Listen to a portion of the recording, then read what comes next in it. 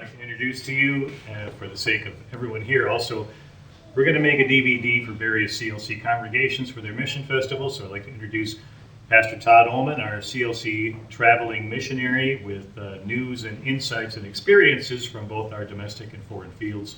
Pastor Ohlmann. Why don't we begin with prayer? Oh Lord, Heavenly Father, we thank you, and we come before your throne of grace this morning with hearts full of appreciation for all that you have done for us and for the great privilege of being about this work of spreading the good news of Jesus Christ. We pray that through the pictures and the faces and the things we see and hear this morning, that you will work in our hearts a greater appreciation for the doors that you have opened to us as individuals and also as a church body to proclaim the saving truths of God's saving word. Be with us and bless this time together. In Jesus' name we pray. Amen. So, I have 142 slides, and there's pictures on a lot of them, and I think that I've got probably about a 15-minute story for every picture. So, we won't be able to talk about everything, and I told the folks last night to come again today, because every time I give this, I tell a different story, so I never know where it's going to go. So, but we'll kind of work our way through. I want to start with this passage. Paul, he says, he's writing on account of which I'm in the prison. So this is one of Paul's prison epistles. And as Paul was sitting there in prison, not because he'd done anything wrong, but because he was preaching the gospel, he was asking the folks, the Colossians, the Christians, to pray also that God would open a door for us for the word, to declare the mysteries of Christ, the gospel. And I think every one of us, I'm sure, we pray for the Lord to give us opportunities as individuals, as a congregation, as a church body, to have these opportunities, these open doors to proclaim the gospel. And I think after we go through these, you're gonna nod your head along with me and say, yep, the Lord has answered those prayers in a rather dramatic way. And sometimes I sit back and I think, how did we get from here to here? And it's nothing I've done. It's nothing the Board of Missions or anybody in the CLC has done. It's just the Lord opening opportunities, or opening doors of opportunities, and allowing us to walk through. So the Lord does answer prayers, and we're going to see how He's answered that one in a rather dramatic fashion. So from the Board of Missions standpoint, they sort of divide the work in reports and things like that into two categories, pretty broad categories: domestic, which includes all the United States, and then Canada, and then foreign fields. So that's basically everything else. A few years back, like around 2006, 2007, those years, the Lord seemed to be opening doors at a pretty rapid pace. It seemed like every time we were turning around, there was another opportunity in another country. And for the longest time, we had just the two missions, or three. We had Nigeria and then two churches in India. And then all of a sudden, the Lord started saying, here's another place, here's another place, here's another place. And the Board of Missions, the doors were opening up, but we all know how the budget for the mission, or for the CLC goes. It doesn't go like this. It kind of goes like this and dips once in a while, and it's pretty steady. So the financial resources, weren't going up, or I don't want to say they weren't matching, but the Lord gave us what we needed.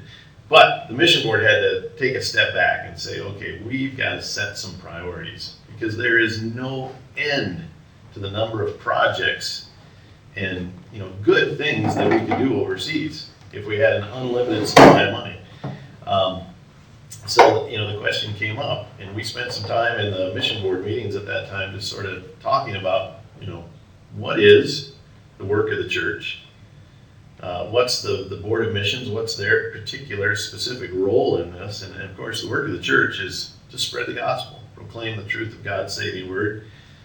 The Board of Missions is their kind of role in that is to go out and spread it where the Lord gives us opportunities to assist in that. And so we ended up, after all of this, sort of writing up this sort of priority statement. And it kind of boils down to this. Tomorrow, on Tuesday, the Board of Missions is going to get together again.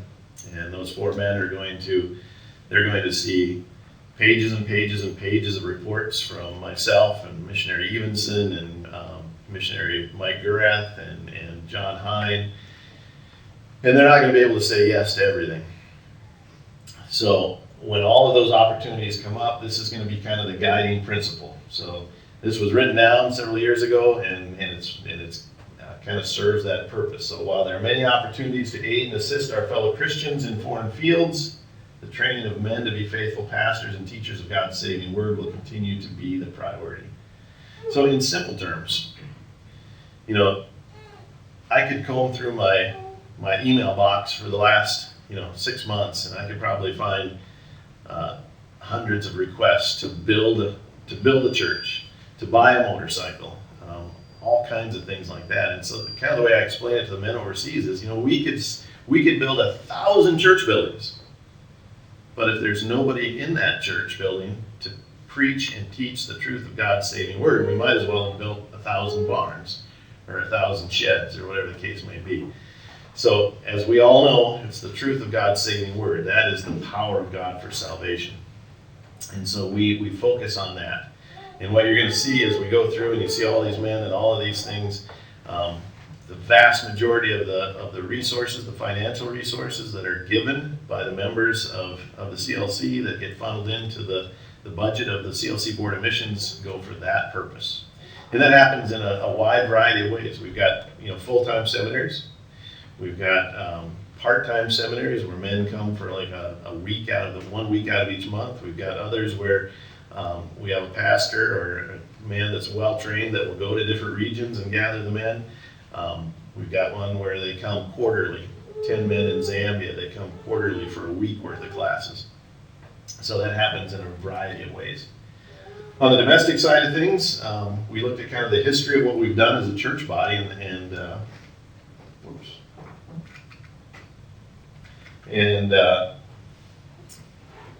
we looked at what our history was as a church body, and this sort of seems to be the priority that we've had for all of these years.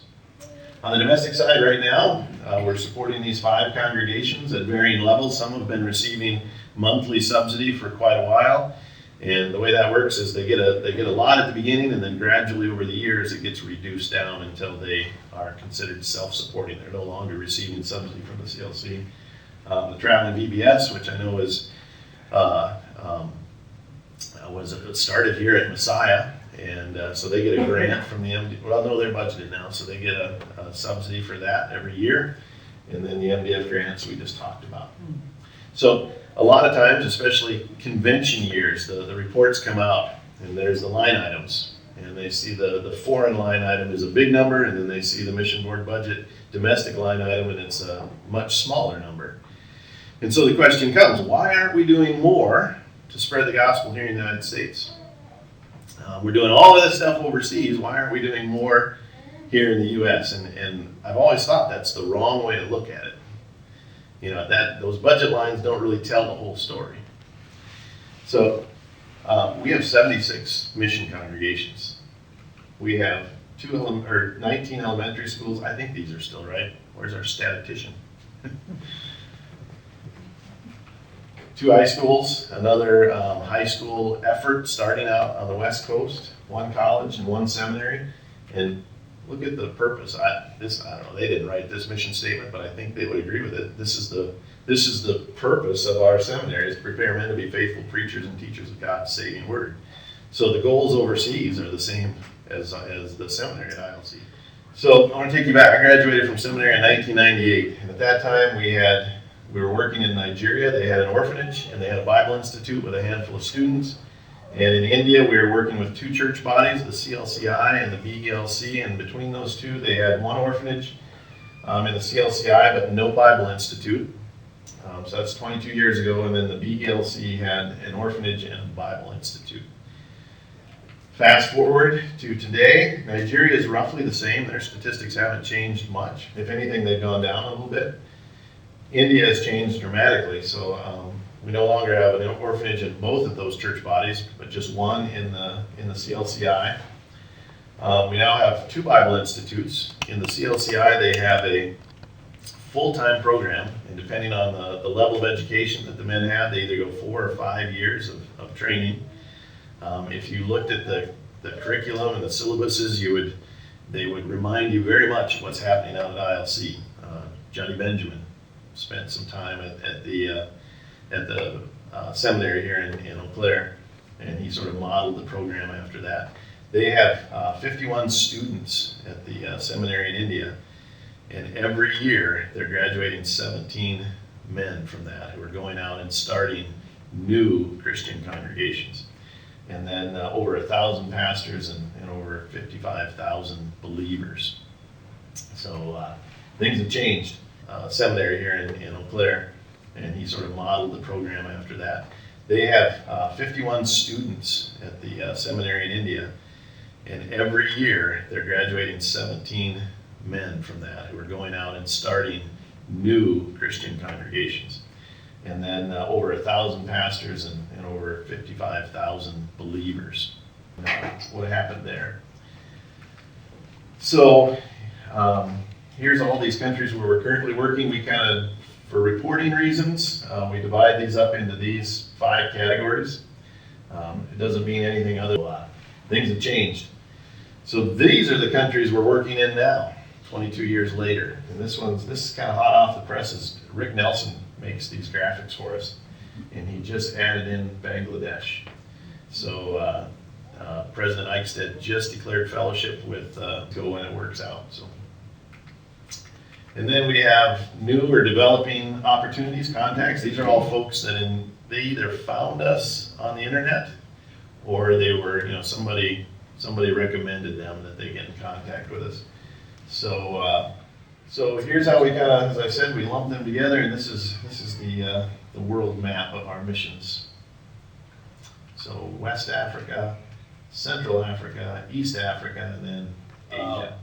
So here's again how we kind of group these together. The ones with asterisks are individuals or church bodies that we are not yet in fellowship with. So we're working on that. Later on in the presentation, I'll kind of walk you through the steps of how that happens.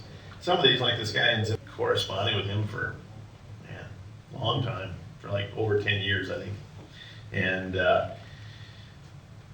he doesn't really express any kind of interest in establishing a fellowship. He takes we won't hear from him for months at a time. Then all of a sudden he'll finish a lesson and send it back. So I don't know if we'll ever have a CLC Zimbabwe, but he's receiving the truth. We're not spending any money other than my time to correspond with him. So I've been corresponding with him for a long time, for like over 10 years, I think. And so this guy is Pastor Joseph Kwiwalazu, and the country is Liberia. So the story, he doesn't really express any kind of interest in establishing a fellowship. He takes we won't hear from him for months at a time. Then all of a sudden he'll finish a lesson and send it back. So I don't know if we'll ever let me back up a little bit. So all these countries we're going to talk about, all these opportunities that we're going to talk about, to my knowledge, no one in the CLC has ever taken out a map and said, you know what, let's go do mission work here. That's never happened. Every one of these is some, story that I couldn't even make up if I wanted to. My imagination isn't that good. The Lord is opening these opportunities. So back to the story. So Alvin, press secretary for the National Police, Zimbabwe, but he's receiving the truth. We're not spending any money other than my time to correspond with him. So. And then this is where we're at in Asia. Currently, these are the church bodies that we're in fellowship with. So, the Lutheran Church in Fridley goes through instructions, starts attending church, has his eye surgeries and treatments, finishes up, joins the church in Fridley, tells Pastor Hine, I'm going back to Liberia. I've got to take what I've learned back to Liberia. So he goes back there. They continue to correspond. Missionary or Pastor Hine starts informing the Board of Missions what's happening. He wants to schedule a trip. The mission board says, great, we'll help fund it. We'll send Dave Koenig, missionary Dave Koenig, with you. They go over and they meet with this Alvin Jass. They meet with some people there. They put on a seminar. And on this big banner that Alvin has printed up, it says, something about Lutheran seminar sponsored by Grace Evangelical Lutheran Church. So somewhere along the line during these 3 days of this seminar, a guy walks by and he looks at it and he says, Grace Evangelical Lutheran Church. He runs back to his pastor, Pastor Joseph Kwiwalazu, who happens to be the pastor of Grace Evangelical Lutheran Church in Liberia. And he says, hey, why are we sponsoring this Lutheran seminar and why didn't we know about it? And he said, well, I don't know anything about it. So he marches down there to find out why somebody's using their name. Turns out this guy was an independent Lutheran pastor who had pulled out of the very liberal Lutheran church body, you think ELCA of Africa, pulled out of that church body and was an independent Lutheran pastor. And they started talking and found out they had a lot in common. Pastor Hein and Pastor Joseph started corresponding, went through lots of lessons.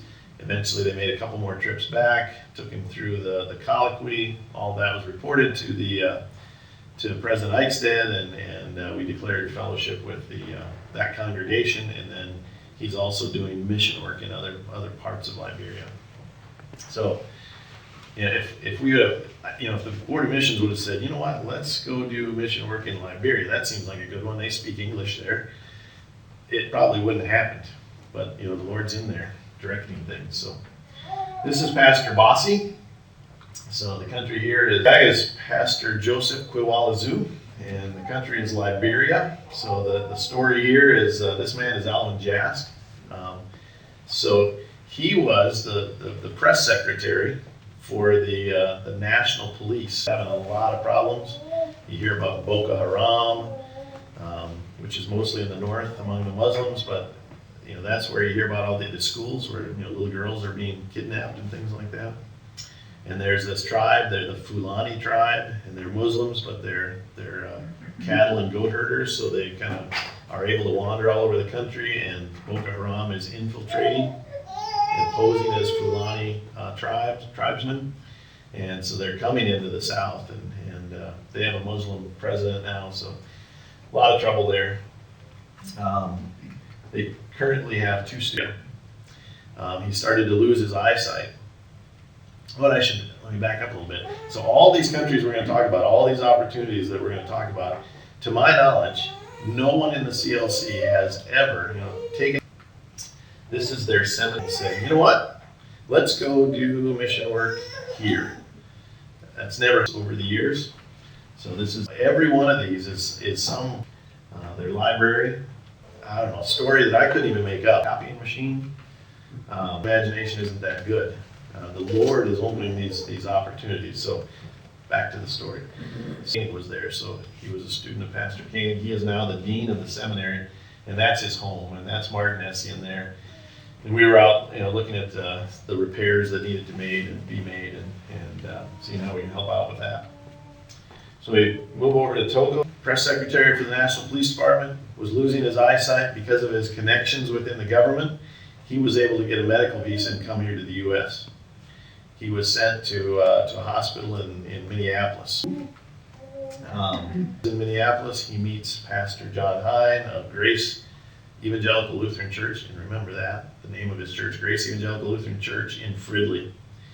Goes through instructions, starts attending church, has his eye surgeries and treatments, finishes up, joins the church in Fridley, tells Pastor Hein, I'm going back to Liberia, that had married a man from Togo. And when they were back visiting his family, they met this independent Lutheran pastor.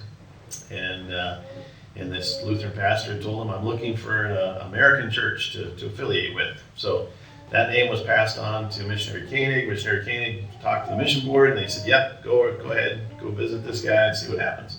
So he gets over there, he meets this guy. Well, he had been a Missouri Synod trained pastor. So the Missouri Synod had taken him from Togo to the United States, put him through their seminary. He graduated with a Master's of Divinity, I think it was, sent him back to Togo, and excuse me, he wanted to come back to the United States again and get a doctorate degree, a PhD in theology, and the Missouri Synod wouldn't do it, and so they said, so he quit and started looking for a church body in America that would fund his way back here to get a PhD. So it took Koenig just a couple hours to realize that, there wasn't going to be much going on with this fella, and they were getting ready to part ways. And that independent Lutheran pastor said, you know what? You should talk to this guy, Cussy.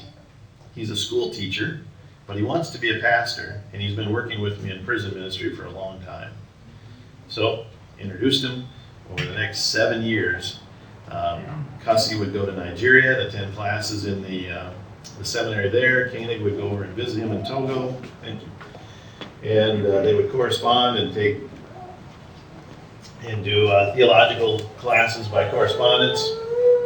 Eventually, Matt Udy, when he became the busy missionary to Nigeria and Togo, he started taking him through the classes. Eventually, I took him through classes and sort of finished up. And then he was ordained. And at the same time all this was going on, he was taking the lessons that Koenig was teaching him, that Missionary Udy was teaching, that I was teaching, and he was teaching them to those 5 people. And I think that was in 2017. They graduated, and those 4 men, 4 men were ordained and started serving full-time as the pastors of the congregations that had been started. So, who's that lady? I'll get to it. You've already seen this, you can't. So, Missionary Evenson is now living in Togo. So he went over there, and the Lord, and he's really blessed that. I've been to visit Peter a couple times now. I went with him when he first moved over there. And I don't know, I just sit there and grin as I watch him speaking French and teaching in French and communicating and answering questions in French, because I can't do it. And it's just amazing to see the Lord bring that about. So here's a picture of their teaching catechism here. So that's Pastor Cussy, and that's Peter. So he actually speaks in French, and then Cussy translates it into the kind of the local French, and then also into Awe, which is the local tribal language there. He's getting there. This serves as the church building, the main church building in Lomé, which is the big city in Togo. It also serves as the Bible Institute classrooms. It also serves once a week as, I don't know what we call it, a tutoring center, I guess. So you can't see it, but around here it's just a real impoverished area. That's the way Cussy was able to get this land cheap, because it's just in a really, really, really poor part of town. And so they gather. There's about 40 kids that come once a week, and they get a weekly meal. You know, like it's a porridge, but it's just packed with nutrition, I guess. So they get a weekly bowl of porridge. They get a Bible lesson, and then they get help with their secular studies. They get tutored in their schoolwork, and that's called the Kinship Togo Children in Need Project. So that's a project that's being supported through offerings to Kinship. So this is when those 4 men were ordained and graduated, and so this is a real live conga line.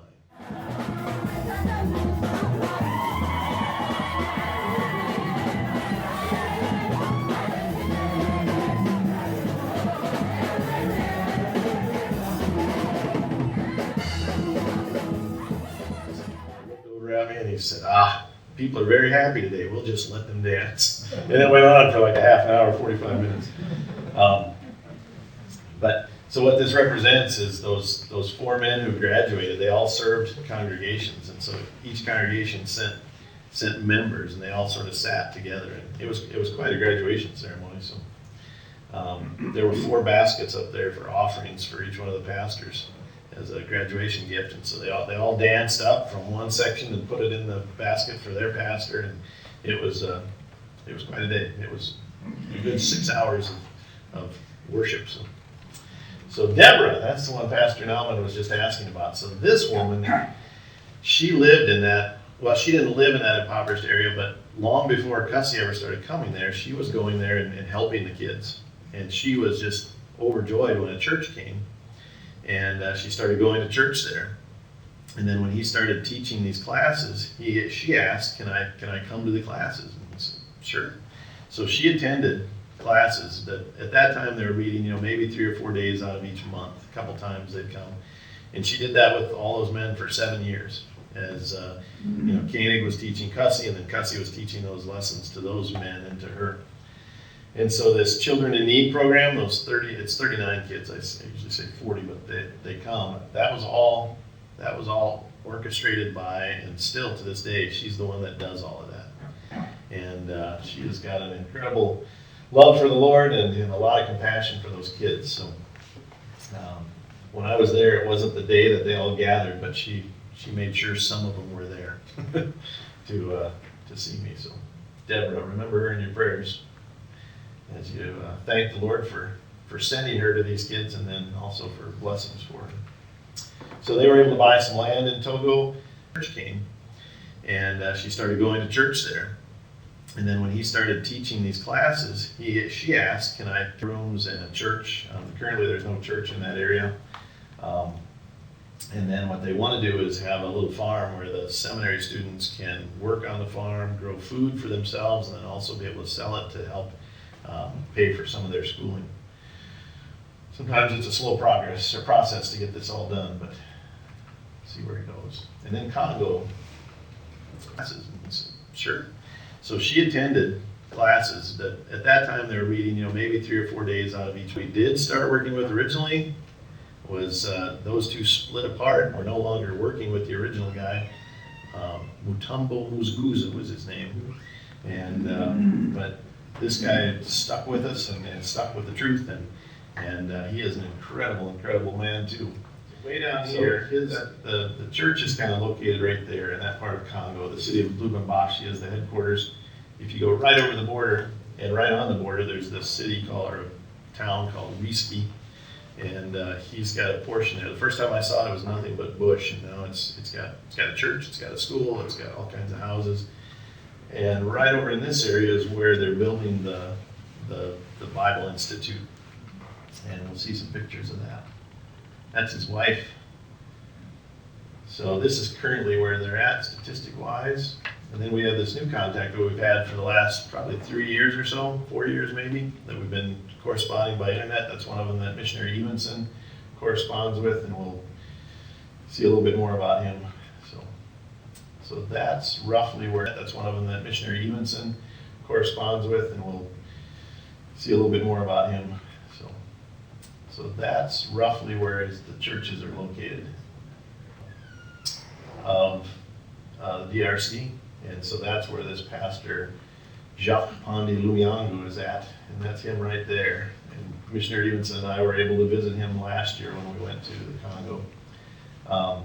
To travel from Lubumbashi, when we first, we in our United States way of thinking, we're thinking, oh, well, these two should just get together. Until you get there and you realize, so last time I was there, to travel from here to here took me 37 hours. And I'll show you some pictures of that in a little bit ago. So travel from here to here is ridiculous. There's no buses, there's no trains. We flew, and it was not cheap. So we're working with him kind of independently because the practicality of those two ever forming a church body and working together just doesn't really exist. Down here over the border into Zambia, he's got a seminary building that they're building. This is, and then this is Kinshasa.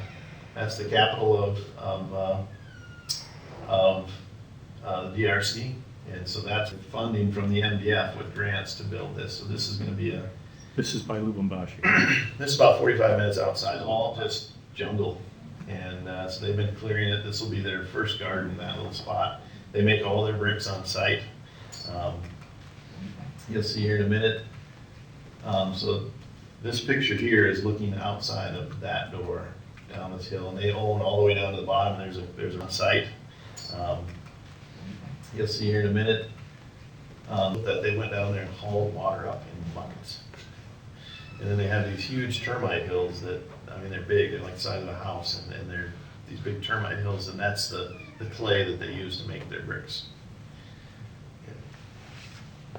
I just wouldn't do it. I'm too lazy.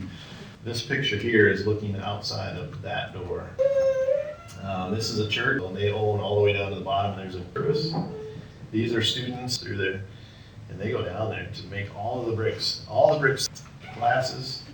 So I mentioned that it took me 37 hours. So it's the distance is roughly from like here to Milwaukee or something like that. And when they told me where we were going, I had my little GPS on my phone, and I'm like, a few 100 kilometers, that won't be bad, And, well, I got just a couple of pictures out of hundreds I took in videos, but so that big truck right there is stuck. This four-wheel drive Land Cruiser is stuck, and I'm in this one right here. And we'd already been stuck a couple times at this point in this trip, and I'm thinking, we're not gonna make it.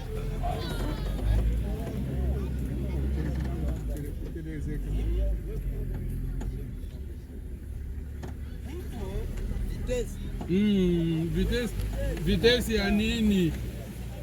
Vitesi ya nini?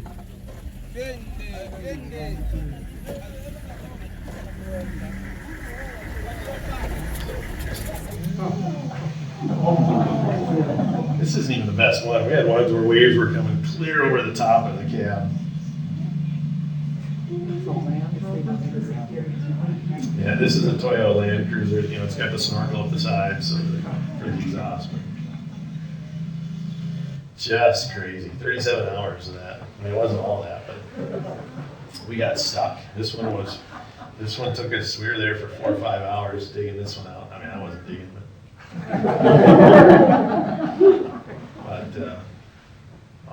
it was crazy. There was nothing to pull us out. We got stuck at least 4, 5, 6 times. This one was the worst, but we got there. And so this is in the city of Manono, which is 300 and some kilometers north of Lubumbashi. On a map, it looks pretty easy to get there. In reality, not so much. So that's Pastor Yumba, that's Pastor Lubaba, and those are the men that graduated and were ordained at the service there. So this is right as we were heading out for the service. Up in that area of Manono, it's not. So that's Pastor Yumba, that's Pastor Lubaba, and those are the men that graduated and were ordained up of pygmy tribes that have intermarried with non-pygmy tribes. And but there's no churches there, just terrible poverty.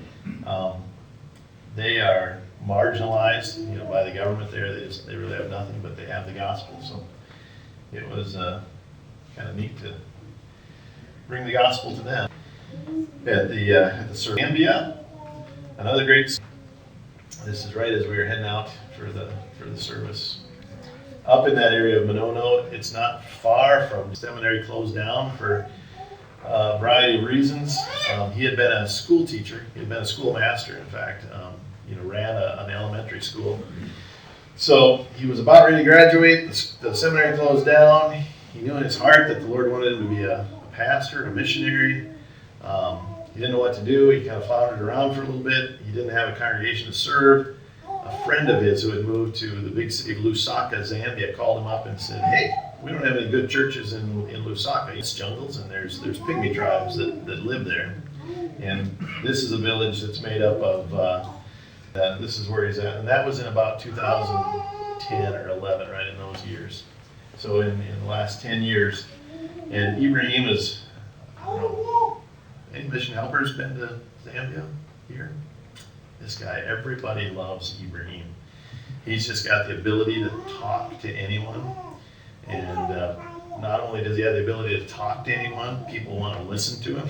So I always think I do a lot of talking. I don't know how much listening gets done.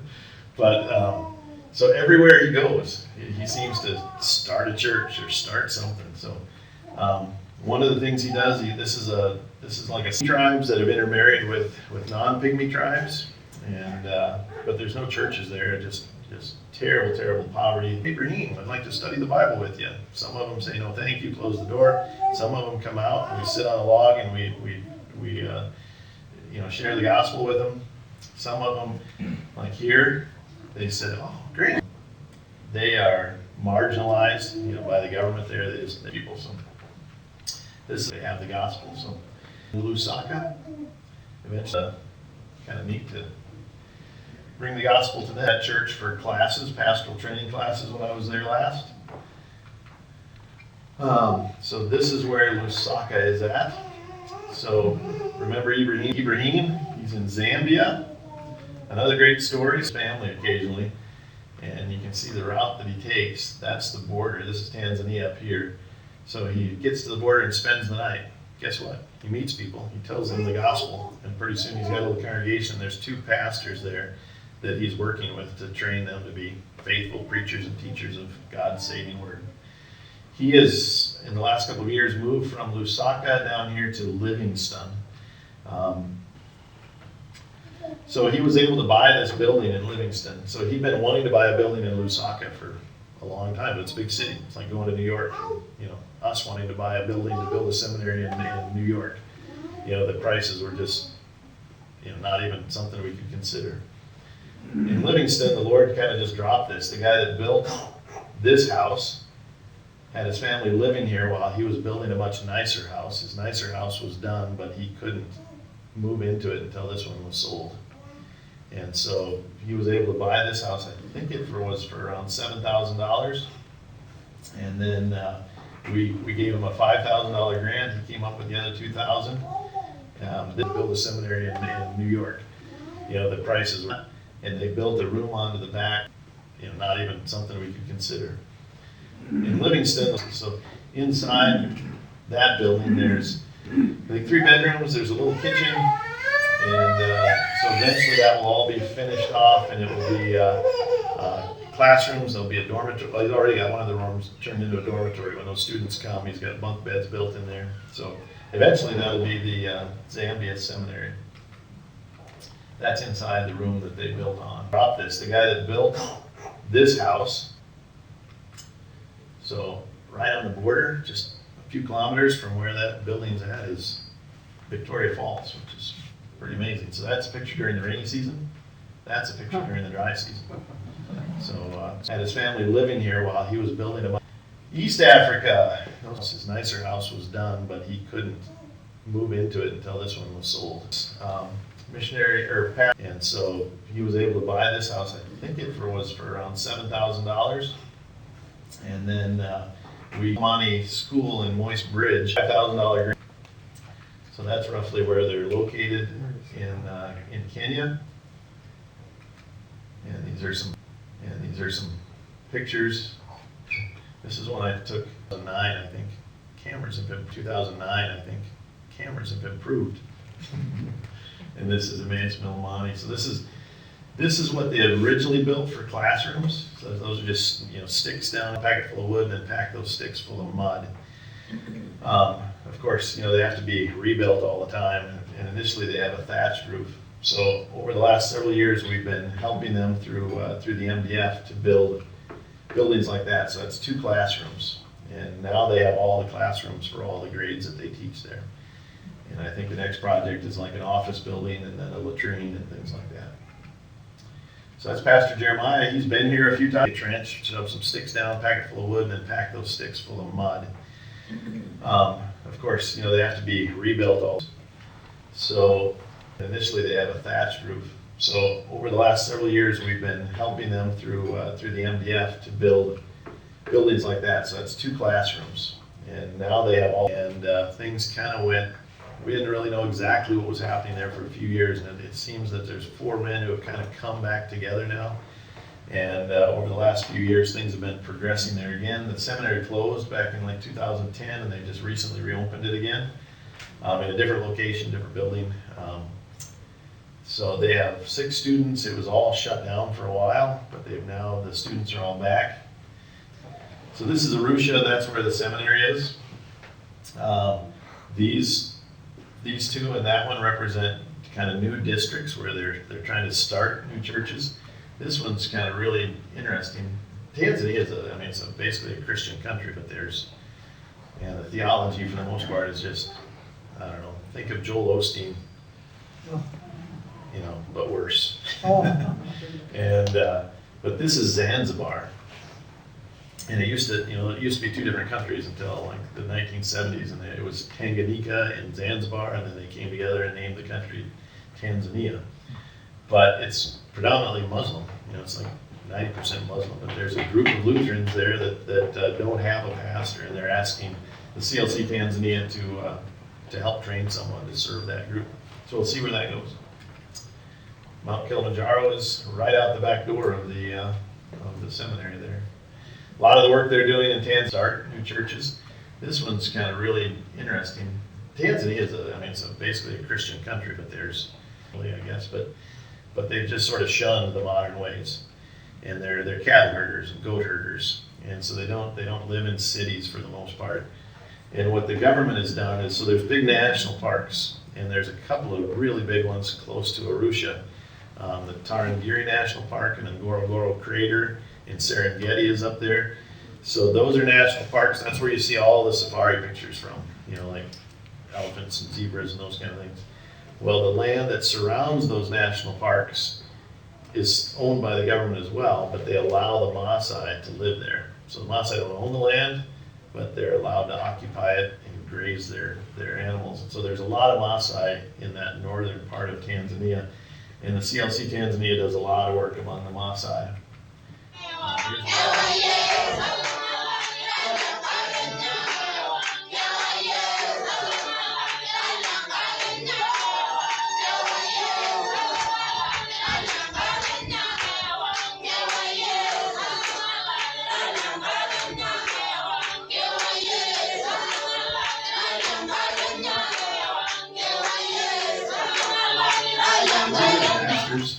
That make up the majority of the pastors from a pastoral conference we had there.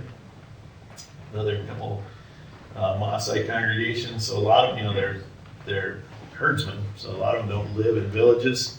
They have like home bomas, these kind of circles that they build with but this group we found, we drove a couple hours on a paved road, a couple hours on a dirt road, a couple hours following a single trail, and then eventually a guy met us on a motorcycle and led us just across the savannah.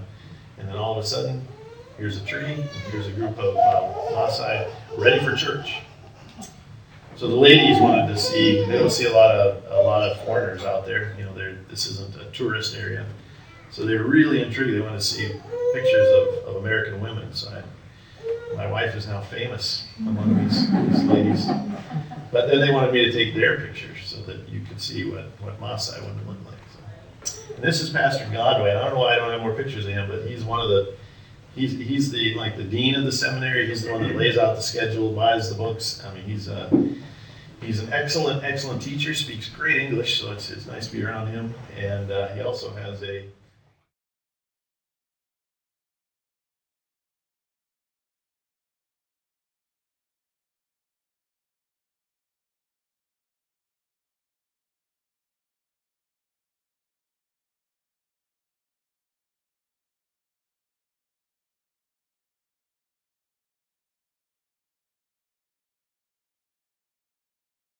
So Uganda, we have a contact there, but you'll notice it's working toward fellowship, so it shares a border with Kenya. So Pastor Mike Gurath also serves there. So he does correspondence theology classes, and also visits there once a year. So that's East Africa. We have this contact in South Sudan that I mentioned earlier that I'm corresponding with, and then Burundi, which is a French-speaking country right over here, a little tiny one, right under Rwanda.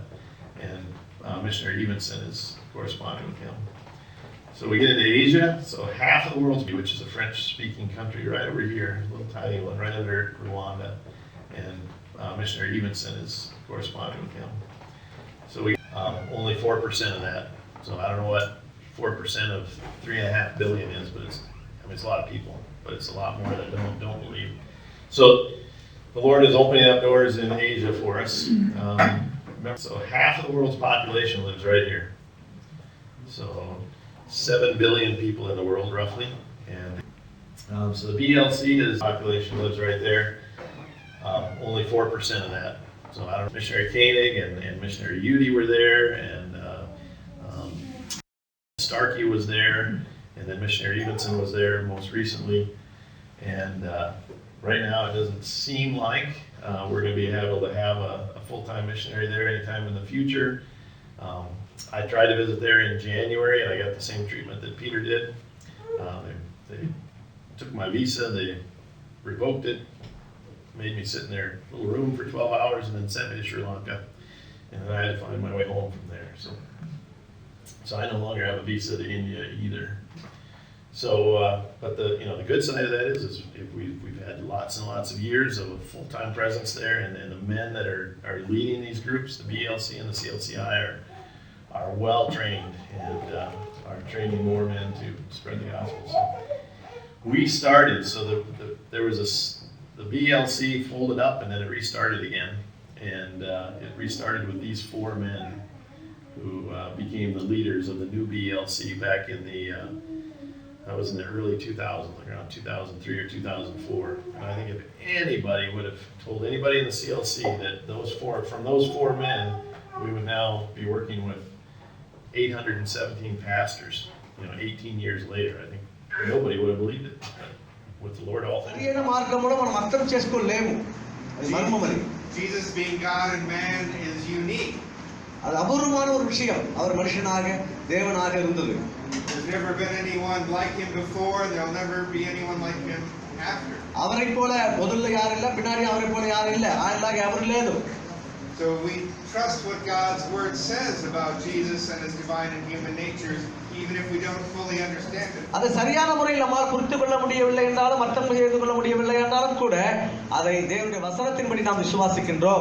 Hinduism dominates India. These are some of their famous and favorite gods that they bow down to and worship, and there's temples galore everywhere you go.